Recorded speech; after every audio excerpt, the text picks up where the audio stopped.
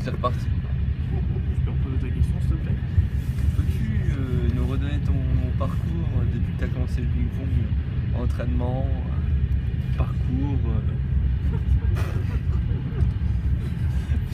La question est assez floue, monsieur. Peux-tu nous présenter ton parcours depuis tes débuts jusqu'à aujourd'hui? Entraînement, sélection internationale, titre. Alors,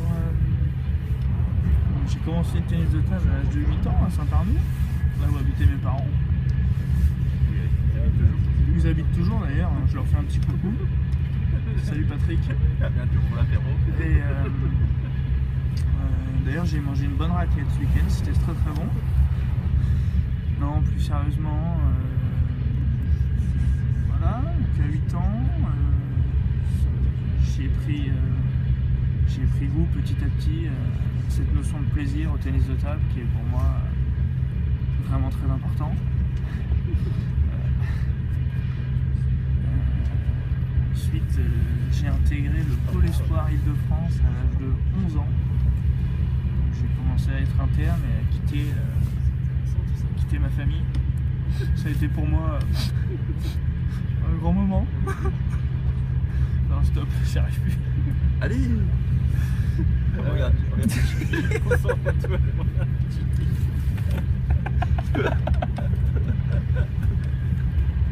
Dépêche-toi. Donc 11 ans, j'ai passé 2 ans au Pôle Espoir Île-de-France, donc toujours en tant qu'interne, à m'entraîner une fois par jour avec des horaires aménagés au niveau du collège. Voilà, et puis j'ai eu mes premiers titres au niveau du département, de la région. J'ai ensuite été repéré pour intégrer le Pôle France de Nantes. Le Pôle France de Nantes. J'y ai donc passé 1 an et j'ai fait mes premières sélections en équipe de France cadet. J'ai remporté mon premier titre de champion d'Europe cadet en double avec monsieur Thomas Le Breton et ses 4 doigts. Je lui fais un coucou d'ailleurs. Il est un peu petit mais certains doivent le connaître quand même, il est plutôt gentil. Bonsoir. Voilà. Donc ensuite, ces résultats plutôt satisfaisants dans la catégorie cadet m'ont permis d'intégrer l'INSEP. L'INSEP, je fais un coucou, hein. Je suis toujours maintenant depuis 8-9 ans. Voilà, donc l'INSEP j'ai intégré en KD2, donc à l'âge de 15 ans. Donc là c'était entraînement, toujours les horaires aménagés. Les horaires aménagés.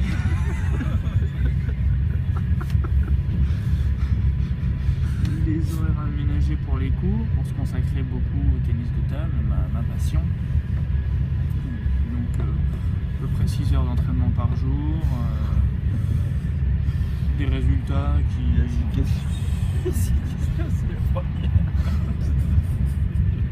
Voilà, on va dire que je qualifierais mon parcours assez stable, pas de coup d'éclat, mais une progression linéaire, disons, dirais-je.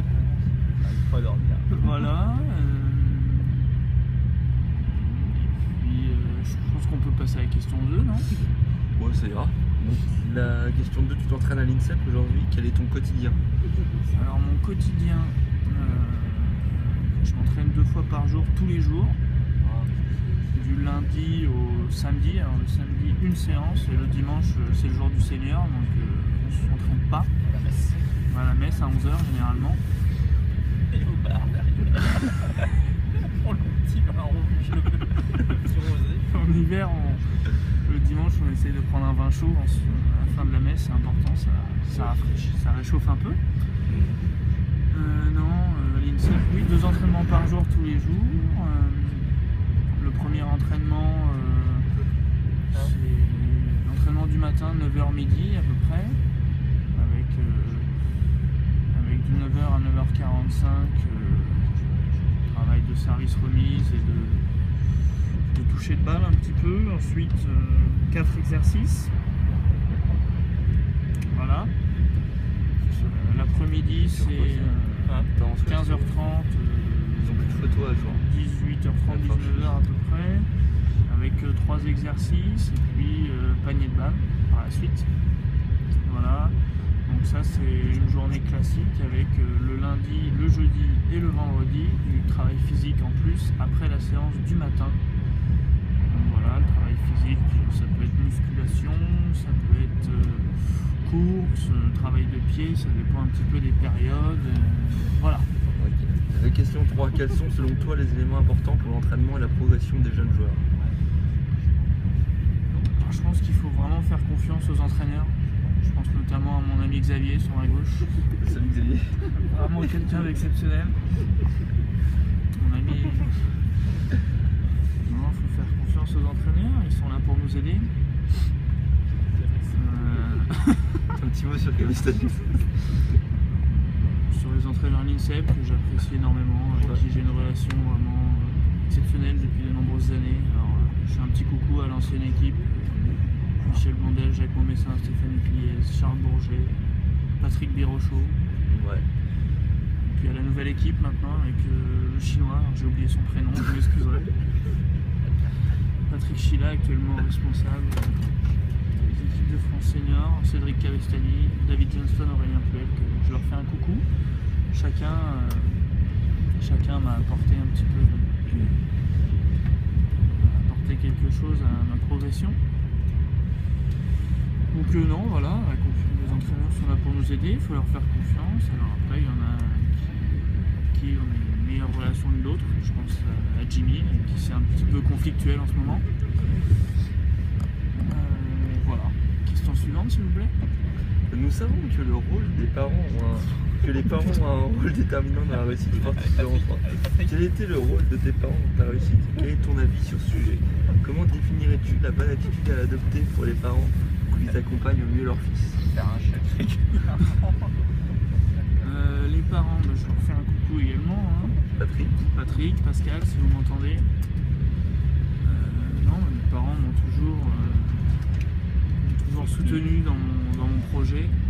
On connaît les réponses. Ça n'a pas été simple, hein. J'ai quitté la maison à 11 ans. Depuis que j'ai 11 ans, je les vois, on va dire, 2 fois par mois, voilà, avec les compétitions, etc. Mais je ressens toujours ce soutien et puis ils viennent me voir quand ils le peuvent. D'ailleurs, ils sont venus au super match contre Chartres il y a 10 jours. Ils ont fait 600 km, ils ont perdu 1000 dollars au casino et j'ai pris 3-0. Donc c'était bien. Ouais. Non, ils essayent de me voir sur les championnats de France. Tous les ans, ils viennent au championnat de France. Voilà, non, la bonne attitude à adopter, je sais pas trop. Je pense qu'il faut qu'ils fassent confiance aux entraîneurs et puis en même temps qu'ils s'intéressent aussi au projet du joueur, qu'ils sachent un peu ce qui se passe au quotidien et puis qu'ils arrivent à toujours nous soutenir, mais en même temps à pas déranger l'entraîneur. C'est très long. Ça marche. Dernière question. Comme tous les athlètes. Non. Avant-dernière question. Comme tout athlète, tu as dû traverser des moments difficiles, des résultats qui ne sont pas à la hauteur. Je suis en plein dedans. De ce que tu as une impression de ne pas progresser, des moments de doute sur ton investissement. Comment as-tu géré ces moments et qu'est-ce qui t'a permis de continuer à avancer? Le déserteur? Je pense qu'il faut pas oublier c'est sûr qu'il y a des moments difficiles, d'autres où on joue super bien, des fois on comprend pas trop pourquoi. Il faut pas oublier la notion de plaisir à tout moment, parce que je pense que si on l'a plus, c'est compliqué de se lever le matin et d'aller faire le 2-2. En revers d'ailleurs, parce que j'ai un super revers. Avec 2 doigts d'ailleurs. Avec 2 doigts derrière la raquette. Ça, c'est ma petite spécialité. Voilà, donc oui, des moments difficiles. Il faut essayer de les gérer au mieux pour ne pas descendre trop bas et puis pas que mentalement on soit trop touché par ces résultats. Il faut garder une certaine stabilité mentale, je pense que c'est assez important. Ensuite, il faut avoir confiance en ce qu'on fait. Si on s'entraîne bien tous les jours, etc., le travail paye, hein, comme on dit. Donc, si ça paye pas tout de suite, ça payera plus tard. Mais faut être sûr de sa force. To be positive. Et toujours rester positif et lire le livre de Marcos.